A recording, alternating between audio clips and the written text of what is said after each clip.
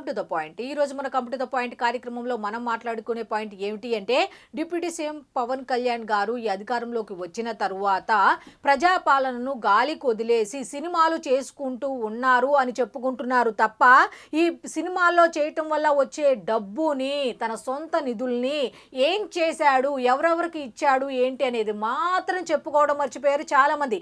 వాళ్ళు మర్చిపోయారు, వాళ్ళు విమర్శించడం మొదలుపెట్టారు. కాబట్టి మనం ఆయన ఎన్ని కోట్ల రూపాయలను ప్రజలకు ఏ విధంగా సహాయం అందించారు ఏంటి అనే దాని మీద ఈరోజు ఖచ్చితంగా చెప్పుకొని తీరాలి.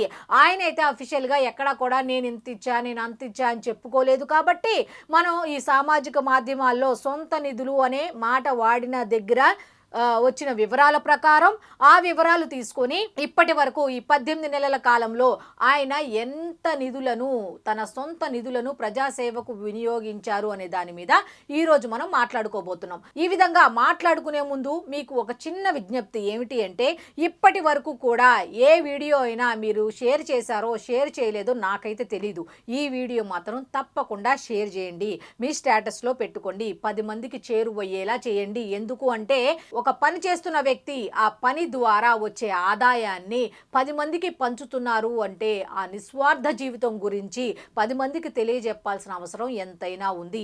ఇది మన కోసం కాదు. ఇది ఏమిటి అంటే, అరే ఒక అధికారంలోకి వచ్చిన తర్వాత ఇంత గొప్పగా పనిచేస్తారా, సొంత నిధులను ఖర్చు చేసే వాళ్ళు ఉన్నారా అని చాలా మందికి ఇన్స్పిరేషనల్గా ఆయన నిలవాలి. కాబట్టి ఈ వీడియోని తప్పకుండా లైక్ చేయండి, కామెంట్ చేయండి, 10 మందికి అయితే తప్పకుండా షేర్ చేయండి.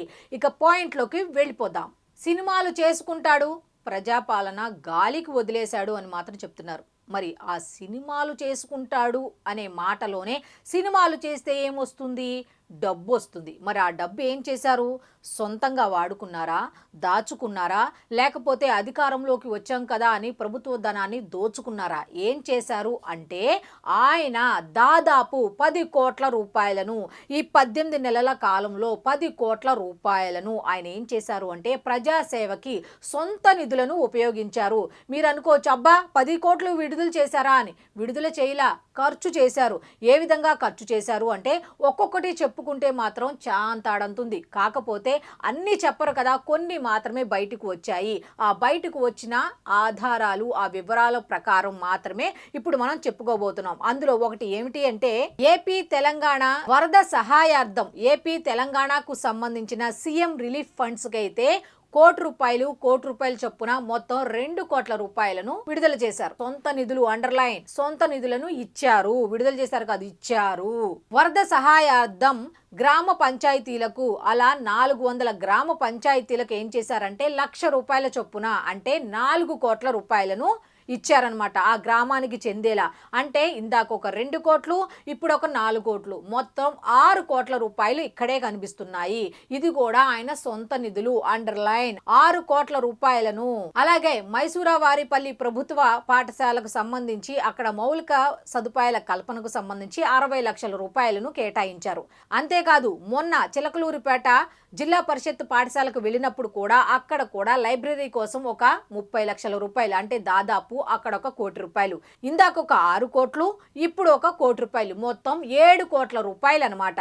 అంతేకాదు ఇంకా ఈ భారత మహిళల అంధ క్రికెట్ జట్టు మహిళా సభ్యులకు కూడా, ఆ కోచ్లకు కూడా మొత్తం కలిపి ఆయన సొంత నిధులతో ఒక్కొక్కరికి 5 లక్షల రూపాయలు, కోచ్లకు 2 లక్షల రూపాయలు, మొత్తంగా 85 లక్షల రూపాయలను అయితే ఆయన అందజేశారు.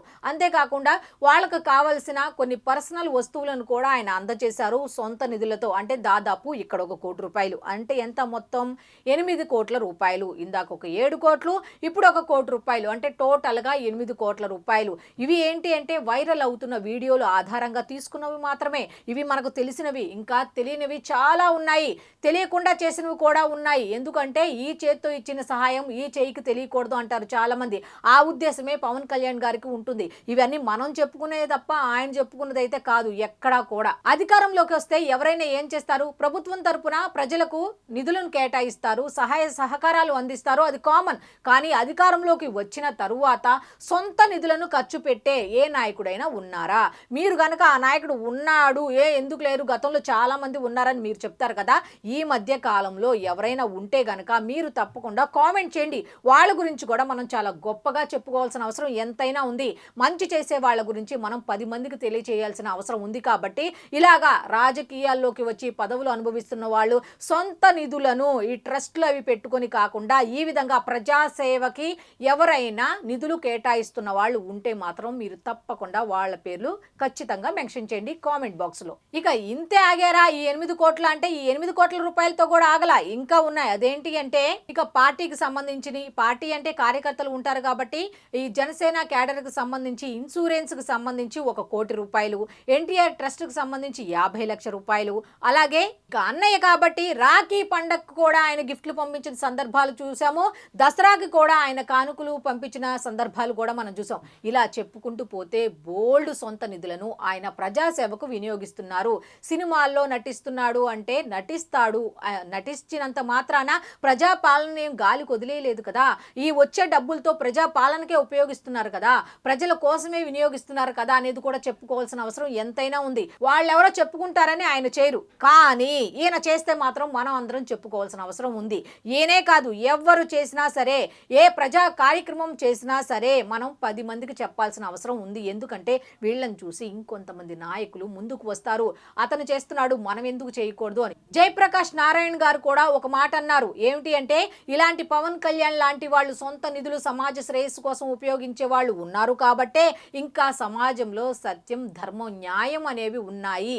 ఈ విధంగా మనం బ్రతకగలుగుతున్నాము అంటే ఆనాటి కాలం వాళ్ళు, ఆనాటి కాల మనస్తత్వం ఉన్న వాళ్ళు ఇంకా ఉన్నారు, సమాజ శ్రేయస్సు కోసం పాటుపడే వాళ్ళు ఇంకా ఉన్నారు అన్నట్టుగా జయప్రకాష్ నారాయణ గారి నోట్లో నుంచి కూడా వచ్చిన మాటలు ఇవి ఎవరికి వాళ్ళం ఏదో సొంత డబ్బా కొట్టడానికో లేకపోతే ఆయన గురించి గొప్పగా చెప్పుకోవడానికి చెప్పిన మాటలు కాదు.